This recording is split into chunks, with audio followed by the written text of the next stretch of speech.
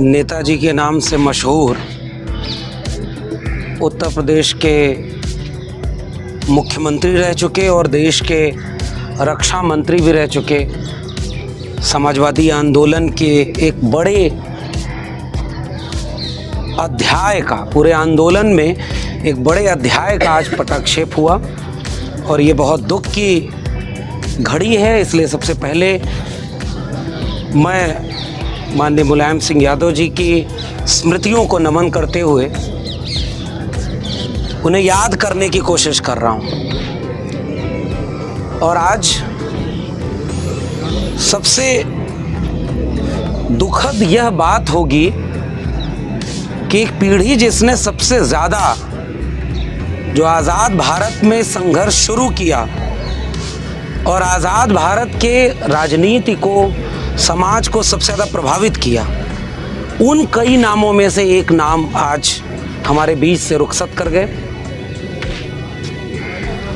और ये एक विडंबना है, एक विरोधाभास है इस देश का कि इस विश्वविद्यालय में हम लोग जानते हैं कि ऐसी जगहों पर इस देश को तोड़ने के लिए जितने भी कार्यक्रम हो सकते हैं, प्रतीक हो सकते हैं, उन्हें याद किया जाता रहा है। लेकिन ऐसे लोग जिन्होंने बहुत गहरे अर्थों में राजनीति को बदलने की कोशिश की, उन्हें शायद नहीं याद करते। आज हम जुटे हैं इतने लोग, तो निश्चित रूप से वक्त बदला है। मुझे लगता है कि ये जो माहौल एक विश्वविद्यालय कैंपस के भीतर बदला है, इसके पीछे भी संघर्षों में नेताजी जैसे लोगों की भूमिका है। और मुझे याद आता है कि मतलब थोड़ा हमें याद होना चाहिए, राजनीति में, सार्वजनिक जीवन में कोई शख्स अगर है तो उसका मूल्यांकन उसके जीते जी भी होता है, उसके जाने के बाद भी होता है। बात तो होगी, आप बहुत दिन तक उपेक्षित करके, तिरस्कृत करके किसी सियासी चैप्टर को ख़त्म नहीं कर पाएंगे।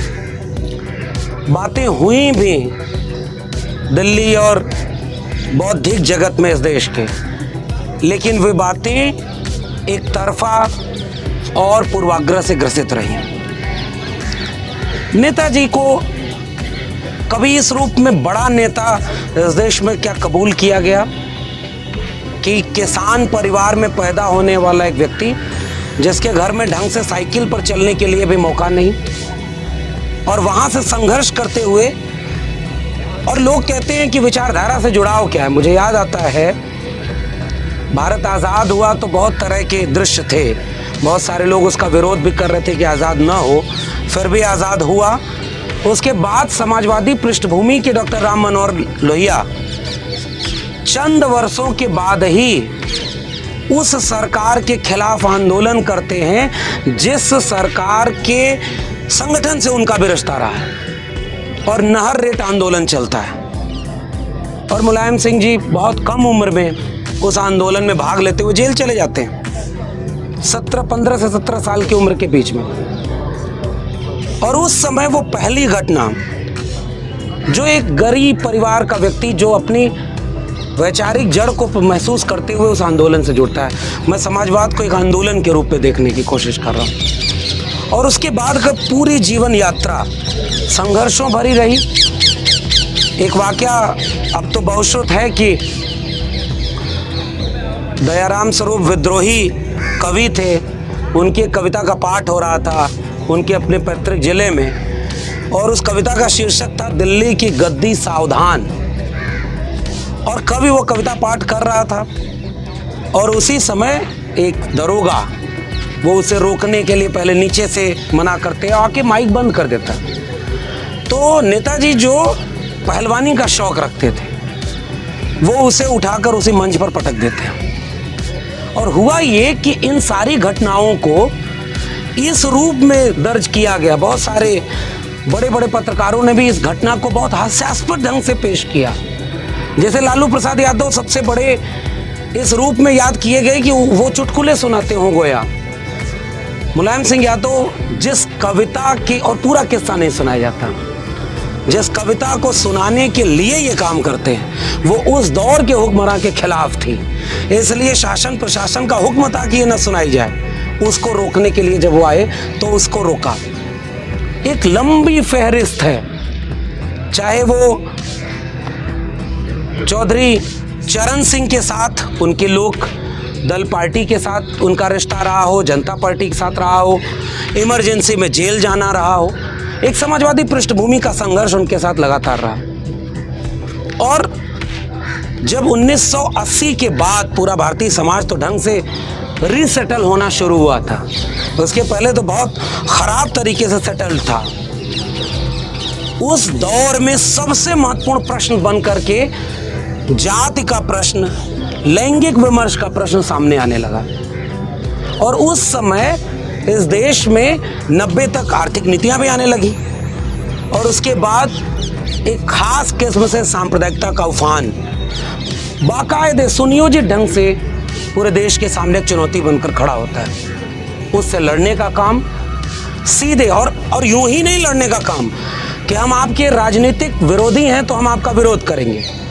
वो एक विचारधारा से जुड़ाव था, वो समाजवादी विचारधारा थी, वो सामाजिक न्याय की विचारधारा थी। और इसके चलते मुख्यमंत्री रहते हुए जो फैसला लिया, आज भी बहुत सारे लोग, आज तो और परिस्थितियां विपरीत हैं, लोग ये हिम्मत नहीं कर पा रहे, लेकिन जो हिम्मत मुलायम सिंह यादव ने अपने राजनीतिक जीवन के व्यवस्थित शुरुआत के दिनों में ही दिखा दी। और उसके बाद वो वाकया कि परिंदा भी पर नहीं मारेगा मेरी इजाजत के बिना, वो एक ऐसा अध्याय है जिसके बाद भारत बदल गया। और आज आप जहां खड़े हैं उसकी जड़ें वहां तक हैं। और उसमें भी एक दिलेर सांप्रदायिकता के सामने दिलेर साहस भरा निर्णय लेने का काम मुलायम सिंह यादव ने किया। फूलन देवी को याद किया अभी ममता ने। और सोचिए, हम विश्वविद्यालय के लोग हैं, हम लोग तो खैर उस रूप में नहीं, पार्टी के लोग अपने ढंग से याद करेंगे, लेकिन एक नेता केवल अपने दल का नहीं रहता, वो उसकी नीतियां एक समाज से रिश्ता बनाती हैं। इसलिए वो समाज से रिश्ता इस रूप में बना कि जब इमेज बिल्डिंग होती है, इमेज बिल्डिंग में ये कहा जाता है कि वो तो भाई लठैतों की, गुंडों की पार्टी है। तो एक सवाल मेरा अक्सर होता है कि जिस समाज में जिस तबके का प्रतिनिधित्व कर रहे थे, और मुलायम सिंह यादव ने शुरुआती दिनों से ही जो सबसे लोकप्रिय स्लोगन था वो दो किस्म का था। एक तो जो लोहिया से उन्होंने समाजवाद सीखा था वो आर्थिक पक्ष था उसका, वो जो 100 से कम न 1000 से ज़्यादा, समाजवाद का यही तकाजा। दो बातें हैं मोटी मोटी, हमें चाहिए इज्जत रोटी, मिटे गरीबी और अमीरी, मिटे चाकरी और मजबूरी। ये जो भारतीय संविधान की मूल में समाजवाद है, उससे उन्होंने आर्थिक नीतियों को अपने स्वीकार किया। और इसलिए मुलायम सिंह यादव को जब भी मौका मिला सरकार में रहने का, उन्होंने किसानों के कर्जे माफ करने हो, सिंचाई, पढ़ाई, दवाई मुफ्त करना हो, इसे अपना पॉलिटिकल स्लोगन बनाया था। और ये बड़ी बात है उस जमाने में, जिस जमाने में वहां भी बहुत वेग टाइप के स्लोगन होते थे, मुलायम सिंह यादव ने एक लकीर खींची और इसलिए वो समाजवादी पृष्ठभूमि के नायक माने जाते हैं। और दूसरा पहलू, लेकिन ये इमेज बिल्डिंग में नहीं आया, अकादमिक जगत के अंग्रेजी दांव पत्रकारों ने, दिल्ली में बैठे तमाम एलीट लोगों ने भारत के ट्रांसफॉर्मेशन की कहानियों को बहुत गलत और ख़तरनाक तरीके से बिगाड़ा है। और उन्होंने बहुत सारे नायकों को खलनायक बना के पीढ़ियों के लिए उनके मन में जहर भरा है। ये मामूली बात नहीं थी कि गोली चलवाने पर आज भी लोग फेसबुक पर लिख रहे हैं। अब ये तो ऐसा दौर है, गांधी की बात करने के दिन जब गोडसे को याद किया जाए, तो ये विरोधाभास है। और ये विरोधाभास हमें इमेज बिल्डिंग में दिखता है।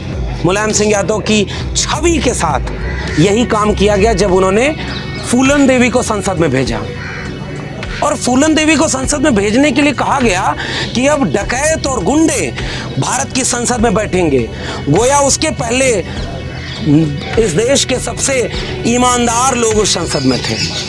मुलायम सिंह ने वो हिम्मत दिखाई और वो हिम्मत दिखाने का खामियाजा ये भुगतना पड़ा कि बड़े बड़े अखबारों की मेन हेडलाइन इनकी छवियों को बिगाड़ने के लिए बनाई गई। इन आय से अधिक संपत्ति, ठीक बात है, मैं कहता हूं कि आप मूल्यांकन करें, और सार्वजनिक जीवन में होता जो है उसका मूल्यांकन जमाना करता भी है, बख्शता किसी को नहीं है, लेकिन मूल्यांकन की दो कसौटियां कभी नहीं हो सकती। आप हजारों कार्यालय बना लें, सबसे ज्यादा इलेक्टोरल बॉन्ड आपके पास हो, सबसे ज्यादा चंदा आपके पास हो, फिर भी चारा चोर और आय से अधिक संपत्ति का मामला किसके ऊपर होगा? जो वंचितों शोषितों की बात करेगा वही दोषी, वही अपराधी, वही गुंडा होगा। इसलिए मुझे आज इस दिल्ली विश्वविद्यालय परिसर में खड़े होकर जो बात कहनी है, शायद मैं आप लोगों से नहीं अपने आप से कह रहा हूं कि एक किस्म की जिम्मेदारी हमारे ऊपर है। अगर उन लड़ाइयों का थोड़ा भी हंस हमने हासिल करके यहाँ तक की यात्रा तय की है, तो उन छवियों के साथ जो खिलवाड़ हुआ है उसे भी ठीक करने की जरूरत, और वो हमारी जरूरत नहीं है, वो समाज के लिए है। फूलन देवी क्या थी, इस बात पर आज कम से कम डिस्कोर्स अलग ढंग से हो रहा है। इसी तरह से मुलायम सिंह यादव ने जो राजनीति में कदम उठाए, और मैं फिर से कह रहा हूँ, नहर रेट आंदोलन से अपनी सियासी सफर का आगाज करने वाले मुलायम सिंह यादव ने जब भी मौका मिला किसानों के मुद्दे, और मुझे याद आ रहा है संसद का उनके आखिरी के 4-5 भाषणों में से एक भाषण वो है जब वो किसान आंदोलन के आसपास कह रहे हैं कि बाकी सारे धंधे मुनाफे के हैं, किसानी घाटे का धंधा है, और किसान अपना धंधा बदल नहीं सकता, बाकी लोग बदल लेते हैं। इसलिए नौजवान और किसान की बात करते थे वो, उनके यहाँ जो जाता था, जितने नौजवान जाते थे, अक्सर मुलायम सिंह यादव उनसे पूछते थे कि बताओ समाजवाद की परिभाषा क्या है, लोहिया की सप्त क्रांति क्या है। वो उनसे विचार की बात करते थे। वो महिलाओं के लिए कहते थे कि इस मंच पर अगर महिलाएं नहीं हैं, और वहाँ मैं देखता हूँ कि कैसे लोहिया को वो जी रहे होते हैं। वो चाहे लैंगिक न्याय का प्रश्न हो, चाहे गरीबी का प्रश्न हो, चाहे शिक्षा के सवाल पर हो, और ठीक हमारे पूर्व के वक्ता ने कहा, परीक्षाएं तो बहुत होती थी, लेकिन कैसे वंचित शोषित जमात के लोग मुख्य धारा में आए, इसके लिए मुलायम सिंह ने रास्ता खोला। खामियाजा भुगतना पड़ा उन्हें, बहुत इस तरह के काम जिन्होंने भी किए हैं उन्हें इस ज़माने ने बहुत आसानी से कबूल तो नहीं किया, मगर उम्मीद है आज, चूँकि आज उनका रुखसत का दिन है, मेरे मन में जो बातें आ रही थी मैंने साझा कर दी। आज हम लोग यहाँ केवल उन्हें याद करने के लिए इकट्ठा हुए हैं। मुझे उम्मीद है कि सामाजिक न्याय और समाजवादी आंदोलनों का जो आज़ाद भारत की किताब का एक अध्याय था वो आज पूरा हो गया है, मगर उस अध्याय को बार बार पढ़ा जाएगा। उस अध्याय को पढ़े बिना आज़ाद भारत की सियासत मुकम्मल नहीं होगी, और नहीं होगी वो सामाजिक न्याय की बात जिसमें नारा लगा था कि मिले मुलायम कांशी राम, हवा में उड़ गए जय श्री राम। आज मुझे लगता है कि मुलायम सिंह यादव को याद करना, इस रूप में याद करा जाना चाहिए कि जिस संघर्ष का आगाज उन्होंने अपने सियासी सफर में किया, उसकी सबसे विपरीत परिस्थितियां आज मौजूद हैं। जिनसे उन्होंने लड़ाई लड़ी वे ताकतें आज सबसे ज्यादा मुखर हैं। जिस समाजवाद की वो बात करते थे आज बिल्कुल बिखरता सा जा रहा है, क्योंकि गैर बराबरी बहुत ज्यादा है। लोग बड़ी बड़ी कुर्सियों पर बैठकर अपने दोस्तों को दुनिया का सबसे अमीर आदमी बना रहे हैं, हजारों हजार रुपए अपने ऊपर खर्च कर रहे हैं। और उस समय विश्लेषण अगर मुलायम सिंह की सीमाओं का होगा, उनके गलत नीतियों का होगा, तो वो इतना तटस्थ होना चाहिए कि उनकी कामयाबियों का भी होना चाहिए, जिसके चलते उत्तर प्रदेश नहीं उत्तर भारत की सियासत बदल गई। पाकिस्तान को देश का सबसे बड़ा दुश्मन बताने वाले लोग संसद से लेकर देश के बड़े बड़े मंचों पर खड़े होकर, एक नेता था जो साहस करता था कि हमारा सबसे बड़ा दुश्मन पाकिस्तान नहीं चाइना है, और वहां जाकर के वो सेना के साथ खड़े होकर के नए तरीके से पूरे विदेश नीति को व्याख्यायित करता है। उसके पास एक अपनी आर्थिक नीति है, आर्थिक मॉडल है, उसके पास एक जेंडर का मॉडल है। फूलन देवी से लेकर के तमाम लड़कियों के पढ़ाने के लिए जो काम किए, उसके पास अपना एक किसानों का मॉडल था जिसमें वो सिंचाई माफ़ कर रहे, बिजली माफ़ कर रहे, और किसानों की किसानी का आय, और उसके लिए वो तमाम समाजवादी नेताओं की योजना को आगे बढ़ा रहे हैं। मूल्यांकन उन सब का होगा। और मुझे याद आ रहा है कि जो जितने भी लोग हैं इस तरह का काम किए, उनके साथ कोई न्याय अकादमिक जगत ने तो नहीं किया। वक्त बदला है, मूल्यांकन इनका भी होगा, और वो लकीरें भी नजर आएंगी जिन्हें खींच करके उत्तर भारत को सांप्रदायिकता की आग में जलने से बचाने वाले नायक, तमाम तरह के वंचितों शोषितों की बात करने वाले नायक के रूप में तमाम सीमाओं के साथ मुलायम सिंह यादव को याद किया जाएगा। और आज जितने भी लोग एक देश को सेकुलर, डेमोक्रेटिक और प्रोग्रेसिव राष्ट्र के रूप में देखना चाहते हैं, उन्हें वापस लौटकर उस समाजवादी आंदोलन, सामाजिक न्याय के आंदोलन की उस अधूरी यात्रा को आगे बढ़ाना होगा। वरना हम ये तो याद कर लेंगे कि हमारे पुरखे बहुत काबिल थे, बहुत हिम्मत से लड़ाई लड़ ली, हम उस लड़ाई को जारी भी नहीं रख पाए। मैं फिर से नेताजी के नाम से मशहूर मुलायम सिंह यादव की स्मृतियों को अपनी श्रद्धांजलि पेश करते हुए खुद से ये भरोसा करना चाहता हूँ, एक वादा करना चाहता हूँ कि उन लड़ाइयों का जिनका कर्ज हमारे कंधों पर है, जिनका लाभ हमें मिला है, उन लड़ाइयों को आगे बढ़ाएंगे। मुझे लगता है यही सबसे ज़रूरी और सार्थक